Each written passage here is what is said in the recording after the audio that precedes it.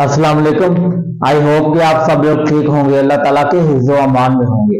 हमने आज chapter number 3 को डिस्कस करना है। जो चैप्टर नंबर 3 है गैसेस, इसमें बोर्ड के मुताबिक देखा जाए तो इस चैप्टर में एमसीक्यूज भी इम्पोर्टेंट है और इसके साथ शॉर्ट क्वेश्चन भी इम्पोर्टेंट है और हमारे पास है लॉन्ग क्वेश्चन। आपकी फर्स्ट ईयर की बुक में जो लॉन्ग क्वेश्चन होगा चैप्टर नंबर 2 से कभी भी लॉन्ग क्वेश्चन नहीं आया। आपका जो चैप्टर नंबर 2 है एक्सपेरिमेंटल टेक्निक इन केमिस्ट्री, उसमें कभी भी एग्जामिनर ने लॉन्ग क्वेश्चन नहीं दिया। और बाकी जो आपके 10th चैप्टर है उनमें हर साल लॉन्ग क्वेश्चन आता है और ये जो गैसेज है इसमें बहुत ज्यादा इंपॉर्टेंट देखा जाए लॉन्ग क्वेश्चन, तो इन लॉन्ग क्वेश्चन इसमें लाजमी आता है क्योंकि वो पूछता है आपसे। लॉन्ग क्वेश्चन में पूछ सकता है इस चैप्टर से, शॉर्ट क्वेश्चन में पूछता है और एमसीक्यू में पूछता है। मतलब कि आपका चैप्टर ये बहुत ज्यादा इंपॉर्टेंट है और इस चैप्टर में हम गैसेस के हवाले से पढ़ेंगे। 9th क्लास में हम पढ़ते आ रहे हैं बॉयज लॉ, चार्ल्स लॉ, और उसके बाद हमने इस चैप्टर में पढ़ना है सॉलिड की प्रॉपर्टीज पढ़नी है, गैस की प्रॉपर्टीज पढ़नी है, लिक्विड की प्रॉपर्टीज पढ़नी है, डिफ्यूजन पढ़ना है, इफ्यूजन, मतलब कि सारी चीजें हमने इस चैप्टर में डिस्कस करनी है। अगर इसके पहले टॉपिक की बात करें तो वो हमारे पास है स्टेट ऑफ मैटर। अगर स्टेट ऑफ मैटर दिखा रहे कि इसकी कितनी हालतें बताई गई हैं। अगर हम ओल्ड एडिशन लेते हैं तो उसमें बेसिकली हमारे पास 3 हालतें बताई गई थी। अगर हम न्यू एडिशन की बात करें जो केमिस्ट्री की न्यू बुक है तो उसमें 4 हालतें बताई गई हैं स्टेट ऑफ मैटर की। पहली है हमारे पास there are 4 physical state of matter. There are 4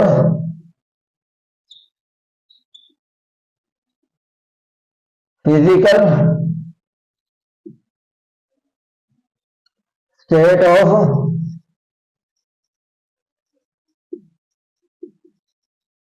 matter. Physical state of matter, matter की 4 हालतें बताई गई हैं। पहली है हमारे पास सॉलिड और उसके बाद है हमारे पास लिक्विड, गैस और क्या प्लाज्मा। बेसिकली ये 4 हालतें बताई गई हैं आपके मैटर की।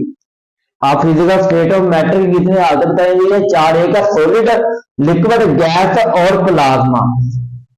अगर गैस की बात करें तो हमारे पास सबसे सादा हालत कई है। अगर आपसे कोई पूछ सकता है कि गैसेस में सबसे सादा हालत कौन सी है, वो हमारे पास गैस। सबसे सादा हालत मैटर की, मादे की सबसे सादा हालत वो है gas. Gas are the simplest form of matter. सबसे सादा हालत है ये गैस मादे की, सिंपलेस्ट फॉर्म ऑफ मैटर। उसके बाद है लिक्विड। आप याद रखना स्टूडेंट, आपके पीरियोडिक टेबल में 118 एलिमेंट है। 118 एलिमेंट है आपके टोटल पीरियोडिक टेबल में, 118 एलिमेंट। और उन 118 एलिमेंट में जो आपके 2 एलिमेंट वो लिक्विड स्टेट में एग्जिस्ट करते हैं, लिक्विड में एग्जिस्ट करते हैं आपके 2 एलिमेंट, और जो बाकी एलिमेंट है वो करते हैं 116 एलिमेंट, वो करते हैं कुछ करते हैं सॉलिड में एग्जिस्ट और कुछ करते हैं गैस में एग्जिस्ट। जबकि ये जो 2 एलिमेंट है इसमें मरकरी में एग्जिस्ट करते हैं, लिक्विड के 2 एलिमेंट है और वो करते हैं ब्रोमीन में। ये 2 एलिमेंट आपके ब्रोमीन और मरकरी में एग्जिस्ट करते हैं, जबकि 116 एलिमेंट आपके सॉलिड और गैस में एग्जिस्ट करते हैं। आपके टोटल पीरियोडिक टेबल के एलिमेंट 118 है, 116 इन दोनों में एग्जिस्ट करते हैं। जो 2 एलिमेंट है, जो हमारे पास 2 एलिमेंट है वो एग्जिस्ट करते हैं मरकरी और ब्रोमीन में। तो हम कहेंगे तो हमारे पास जो लिक्विड है वो इतनी आम नहीं होती। फिर liquid is not a common, हमारे पास जो लिक्विड है वो इतनी आम नहीं होगी। Liquid is not a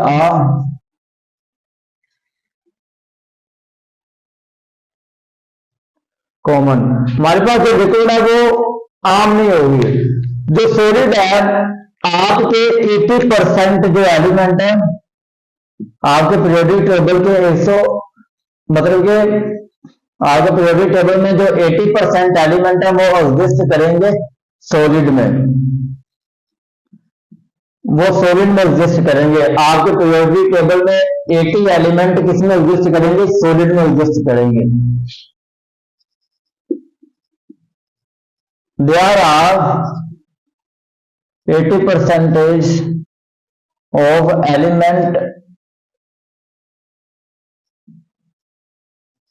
exist in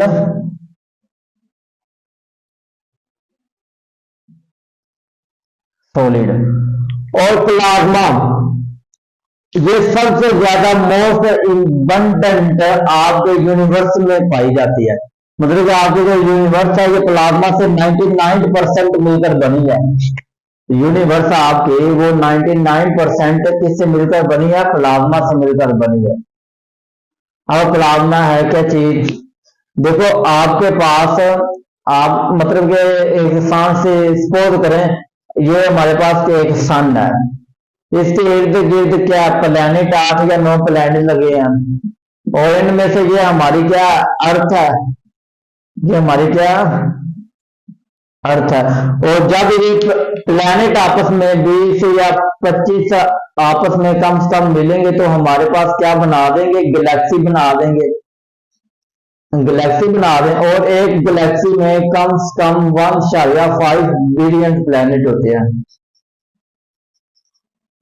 इतने प्लैनेट होते हैं 1.5 बिलियन गैलेक्सी जब बनती है तो ये होता है। और जो हमारे पास प्लाज्मा ये 99% से मिलकर बना है प्लाज्मा, और ये सबसे ज्यादा मोस्ट अबंडेंट पाई जाने वाली चीज है कायनात में।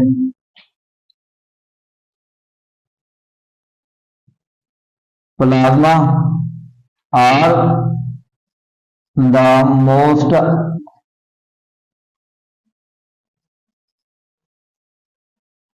abundant of the universe. और ये यूनिवर्स में पाई जाने वाली प्लाज्मा आपकी 99%। और इसी से ही हमारे पास एक सवाल बनता है, वो कहता है कि Y liquid state is not a common, मतलब कि आपका जो लिक्विड स्टेट है वो इतनी ज्यादा आम क्यों नहीं होती? तो पहला सवाल है हमारे पास, वो कहता है वाई लिक्विड स्टेट, जो आपकी लिक्विड स्टेट है वो इतनी ज्यादा आम क्यों नहीं होती? Y liquid state is not a common, आपकी जो लिक्विड स्टेट है वो इतनी ज्यादा आम क्यों नहीं होती? सपोज करें मेरे पास ये मैंने क्या ले लिया? पानी ले लिया।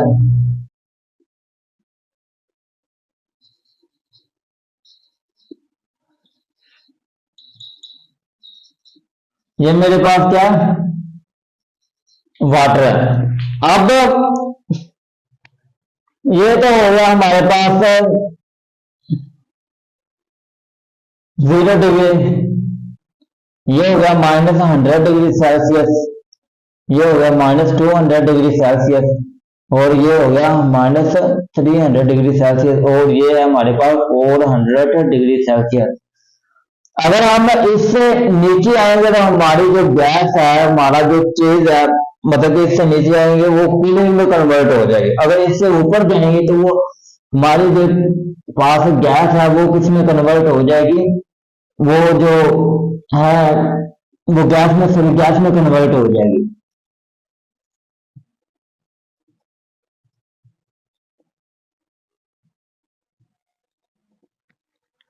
अगर 0 डिग्री से आपका टेम्परेचर ऊपर चला जाएगा तो वो क्या होगा? गैस में कन्वर्ट हो जाएगा। अगर इससे नीचे चला जाएगा तो वो किस में कन्वर्ट हो जाएगा, सॉलिड में कन्वर्ट हो जाएगा। अगर आपका टेम्परेचर सॉलिड में कन्वर्ट होगा तो आपकी जो टेम्परेचर है आपका वो क्या करेगा, वो कूलिंग शुरू हो जाएगा, कूलिंग करना शुरू हो जाएगा। जितना इससे नीचे चला जाएगा, जितना दूर जाएगा उतनी कूलिंग वो शुरू हो जाएगी। अगर इससे ऊपर चला जाएगा तो वो क्या होगा, गैस कन्वर्ट हो जाएगा। और ये जो है हमारे पास सॉलिड है और ये है गैस है। और यहाँ 0 डिग्री से लेकर 100 डिग्री तक जो आपका टेम्परेचर है वो होगा कन्वर्ट लिक्विड में।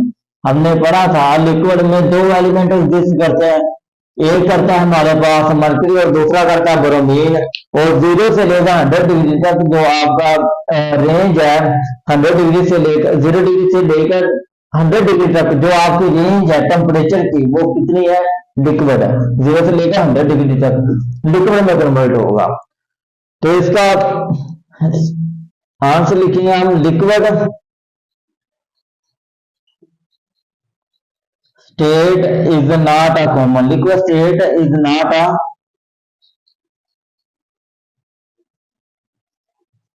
कॉमन बिकॉज, क्योंकि लिक्विड स्टेट जो लिक्विड स्टेट है,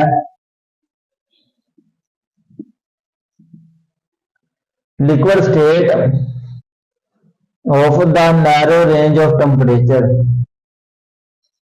narrow range of temperature, ये है इसका आंसर। मतलब कि जो आपका है पानी, अगर वो सबसे नीचे चला जाएगा तो वो कन्वर्ट हो जाएगा किसमें, गैस सॉलिड में। अगर ऊपर चला जाएगा, लिक्विड से ऊपर चला जाएगा तो वो किसमें कन्वर्ट हो जाएगा, गैस में कन्वर्ट हो जाएगा। तो ये हमारे पास इसका आंसर। अगर इसके फिजिकल प्रॉपर्टीज की बात करें, इसकी मतलब कि गैस की प्रॉपर्टीज पढ़नी है हमने, सबसे पहले गैस की प्रॉपर्टीज पढ़नी है, फिर हम सॉलिड की बात करेंगे, लिक्विड की बात करेंगे। सबसे पहले हमारे पास है properties of solid gas. Gas की प्रॉपर्टीज क्या है, ये हमने डिस्कस करना है। प्रॉपर्टीज ऑफ गैस, गैस की प्रॉपर्टीज। पहली प्रॉपर्टी है, it has not fix volume, इसका फिक्स वॉल्यूम नहीं होता। आपने पंप देखा होगा हवा भरने वाला, और इसके इस वाली साइड पे यहाँ पे एक पाइप लगा होता है, पाइप के आगे एक स्ट्रा होता है जहां से हवा निकलती है, और यहाँ पे हमारे पास एक पिस्टन लगा होता है। केमिस्ट्री में हम इसको पिस्टन कहते हैं। ये हमारे पास क्या लगा, पिस्टन लगा। और यहाँ पे इसका क्या हैंडल है, ये हमारे पास क्या है, इसका हैंडल है।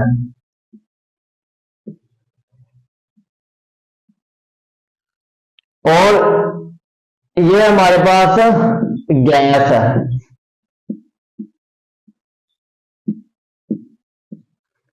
अगर मैं इस हैंडल को यहां दबाऊंगा तो गैस क्या होगी, हमारे पास गैस का वॉल्यूम कम हो जाएगा। गैस अगर मैं यहां से इस हैंडल को दबाऊंगा तो कंप्रेस करूंगा तो गैस का वॉल्यूम कम हो जाएगा। जो हमारे पास गैस का वॉल्यूम है ये हो जाएगा कम।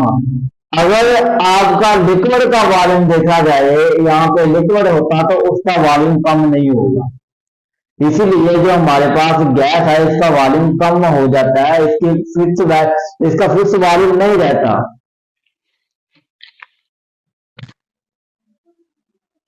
It has not fix volume, not a fix volume, इसका फिक्स वॉल्यूम नहीं होता। और इसके साथ इसकी फिक्स वैल्यू भी फिक्स शेप भी नहीं होती। जो गैस है इसकी फिक्स शेप भी नहीं होती। आपका ये कमरा है और कमरे में गैस मौजूद है, तो कमरे में गैस मौजूद है तो कमरे की तरह हो जाएगी। अगर आप कोई भी चीज लोगे तो गैस उसके उसके शेप की तरह हो जाएगी, गिलास है तो गिलास की तरह हो जाएगी, कोई ट्यूब है तो ट्यूब की तरह हो जाएगी। जैसे ही कोई चीज लोग अब गैस तो इसी तरह हो जाएगी, तो इसलिए इसकी शेप फिक्स नहीं होती। It has not fix shape, इसकी शेप जो है वो फिक्स नहीं है। It has not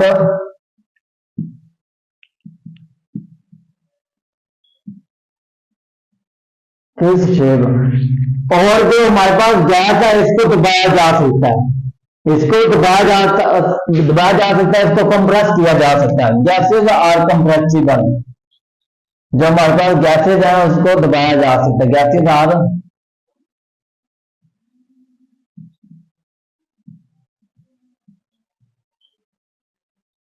compressible. और उसके बाद है कि आपका जो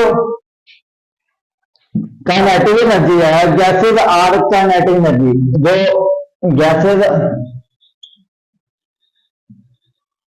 आर द काइनेटिक एनर्जी। आपकी जो गैसेज की काइनेटिक एनर्जी याद रखना हमेशा किसकी वजह से होती है। काइनेटिक एनर्जी जो है वो हमारे पास होती है मोशन की वजह से। जो काइनेटिक एनर्जी है वो किसकी वजह से होती है, मोशन की वजह से होती है। आपकी जो काइनेटिक एनर्जी है वो जो काइनेटिक एनर्जी है वो हमेशा मोशन की वजह से होती है। गैस की निस्बत जो आपकी काइनेटिक एनर्जी है सॉलिड और लिक्विड, इनकी निस्बत गैस की काइनेटिक एनर्जी हमेशा ज्यादा होती है। और जो लिक्विड है ये क्या करता है, ये मूव कर सकता है। अगर हम पानी लें तो पानी को एक जगह पे गिरा दे तो वो क्या करेगा, ऐसा ऐसा मूव करना शुरू कर देगा। और गैस के जो मॉलिक्यूल है ये भी आप ये भी मूव करना शुरू कर देते हैं, जबकि जो सॉलिड है ये मूव नहीं करता। इनको हम खुद लेकर चलते हैं, मूव करवाते हैं, ये खुद मूव नहीं करता। जो वाटर है ये भी मूव कर सकता है, गैस के मॉलिक्यूल वो भी मूव कर सकते हैं। इसलिए हमेशा काइनेटिक एनर्जी गैस में जो सॉलिड और लिक्विड की निस्बत जो काइनेटिक एनर्जी गैस के वो हमेशा ज्यादा होती है। और हमारे पास दूसरे पॉइंट है gases.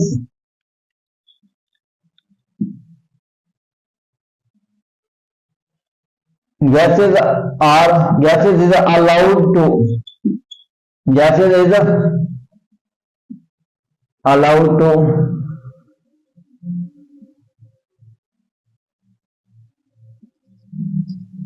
to the compressible to the compressed or expand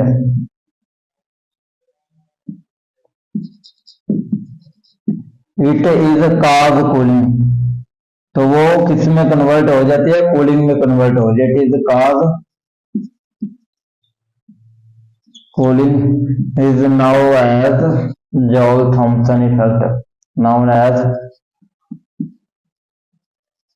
जॉल Thompson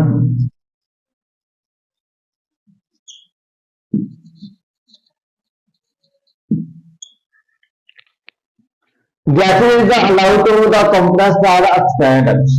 for example AC हमारे पास, एसी ले लो या फ्रिज ले लो, उसमें एक कंप्रेसर लगा होता है। वो क्या करता है कि आपके जो हवा होती है उसको क्या करता है, कंप्रेस करता है, आपकी हवा को कंप्रेस करता है। कंप्रेस करने के बाद वो सडनली एक्सपेंड कर देता है। जब वो सडनली एक्सपेंड करता है तो जो आपकी चीज है, जो आपका पानी है, ये जो भी है वो किस में कन्वर्ट हो जाती है, वो कूलिंग में कन्वर्ट हो जाती है। जब वो किसी चीज को एक्सप्रेस करता है, सॉरी हवा को एक्सप्रेस करता है, एक्सप्रेस कंप्रेस करने के बाद वो सडनली एक्सपेंड कर देता है। जब सडनली एक्सपेंड कर देता है तो आपकी चीज कन्वर्ट हो जाती है कूलिंग में। उसको हम क्या कहते हैं, जॉल थॉमसन इफेक्ट कहते हैं उसको। कोई भी चीज सडनली एक्सपेंड हो जाए उसको हम क्या कहते हैं, जॉल थॉमसन इफेक्ट कहते हैं। और उसके बाद हमारे पास है gases have show the phenomena of, gases है, गैसेज जो हमारे पास फिनोमेना शो करते हैं, किसका करते हैं, डिफ्यूजन एंड इफ्यूजन का। जो गैसेज है वो दो चीजों का फिनोमेना शो करते हैं, डिफ्यूजन और एफ्यूजन का। इन दोनों का गैसेस जो है वो फिनोमेना शो करते हैं। और डिफ्यूजन और एफ्यूजन, जो एफ्यूजन होती है ये क्या होती है, फॉर एग्जाम्पल आपके पास ये गुब्बारा है और आप यहाँ से एक छोटा सा सुराख कर देते हो, तो आपकी जो गैस है जो जहां से निकलेगी वो हाई हाई से लो की तरफ निकलेगी, आपकी गैस है हाई से लो की तरफ आपकी गैस निकलेगी। अगर आप यहाँ पे सुराख कर देते हो तो वो किसकी वजह से वो क्या हो रहा है, वो ऑक्सीजन हो रहा है। डिफ्यूजन की वजह से आपकी गैस जो है वो हाई से लो की तरफ निकलेगी। अगर आपके इस अंदर इसके अंदर आप अगर सॉलिड ले लेते हो, इसके अंदर अगर आप सॉलिड ले लेते हो तो वो डिफ्यूजन नहीं होगी इसमें। क्यों नहीं होगी, क्योंकि सॉलिड आपका बाहर नहीं निकलेगा। बाहर का मतलब मैंने क्या किया, मट्टी ले लिया तो मट्टी आपकी क्या बाहर निकलेगी, नहीं निकलेगी। हमारी जो मट्टी है वो मैंने गुब्बारे के अंदर ले लिया, वो नहीं निकलेगी। जैसे इस तरह अगर आपका कोई गाड़ी या बाइक वगैरह उसका टायर पंचर हो जाता है तो उसमें भी ऑक्सीजन हो रही होती है, हाई प्रेशर से लो प्रेशर की तरफ जो ऑक्सीजन है वो हो रही होती है। तो इसमें भी ऑक्सीजन का किरदार होता है। अगर इसमें मट्टी ले लेते हैं तो मट्टी हमारे पास ऑक्सीजन नहीं करेगा, वो जल्दी से बाहर नहीं निकलेगी। तो इसलिए ये दो चीजें फिनोमेना शो करते हैं गैसेस में, एक करता है डिफ्यूजन और दूसरा करता है एफ्यूजन। और उसके बाद हमारे पास है गैसेज है वीक इंटरमालिक्यूलर फोर्सेज। जो गैसेज है उसमें वीक इंटरमालिक्यूलर फोर्सेज होती हैं। Gases have week intermolecular forces, जो आपकी गैसेज है उसमें वीक इंटरमालिक्यूलर फोर्सेज होते हैं। वीक इंटरमालिक्यूलर फोर्सेज कहते हैं कि आपका एक ये मॉलिक्यूल है एक ये मॉलिक्यूल है, इन दोनों के दरमियान जब फोर्स ऑफ अट्रैक्शन हम लगाएंगे तो वीक होगी, बल्कि इन दोनों के दरमियान फोर्स ऑफ अट्रैक्शन क्या होगी, वीक होगी। ये क्यों वीक होगी, क्योंकि ये बहुत दूर है तो फोर्स ऑफ अट्रैक्शन नहीं लगेगी इतनी जल्दी। नजदीक होंगे तो हमारे पास फोर्स ऑफ अट्रैक्शन इनकी वीक होगी। तो ये था हमारे पास गैसेस है हाई काइनेटिक एनर्जी, जो आपकी गैसेस है वो हाई काइनेटिक एनर्जी। तो इसमें कहा था वीक इंटरमालिक्यूलर फोर्स, अगर मैं लिक्विड का ले लूं तो लिक्विड की फोर्स ऑफ अट्रैक्शन लगाऊं तो वो जल्दी मतलब कि फैलेगा, जल्दी मूव करेगा। तो इसमें क्या होगी, इसमें फोर्स ऑफ अट्रैक्शन होगी, लिक्विड में फोर्स ऑफ अट्रैक्शन होगी। अगर पानी है उसको नीचे गिराओगे वो जल्दी फैल जाएगा, वो जल्दी मूव करेगा, तो उसमें फोर्स ऑफ अट्रैक्शन होगी, बल्कि इसमें फोर्स ऑफ अट्रैक्शन नहीं होगी गैसेज में। क्यों नहीं होगी कि इसका एक मॉलिक्यूल यहाँ पे है एक मॉलिक्यूल यहाँ पे है, इनके फोर्स ऑफ अट्रैक्शन के दरमियान बहुत ज्यादा कम होती है। तो ये था हमारे पास गैसेज, जो आज का हमने चैप्टर स्टार्ट किया। उसमें देखा कि उसकी चार हालतें होती हैं, एक है हमारे पास सॉलिड, लिक्विड, गैस और प्लाज्मा। और इनसे हमने एक सवाल बनाया हुआ, liquid state is not a common. आपकी जो लिक्विड स्टेट है इतनी ज्यादा आम क्यों नहीं होती। अगर हम सपोज किया कि हमने पानी ले लिया कुछ डिग्री सेल्सियस पानी लिया हमने, अब क्या है जो आपका नैरो रेंज टेम्परेचर है वो 0 से लेकर 100 डिग्री सेल्सियस तक मॉलिक्यूल में एग्जिस्ट करेगा। अगर इससे ऊपर होगा तो गैसेज में चला जाएगा, अगर इससे नीचे होगा तो सॉलिड में चला जाएगा। उसके बाद हमने गैस का प्रॉपर्टीज और गैस की प्रॉपर्टीज देखी हमने। तो नेक्स्ट लेक्चर में हम इंशाल्लाह नेक्स्ट टॉपिक डिस्कस करेंगे। तब तक के लिए अल्लाह हाफिज।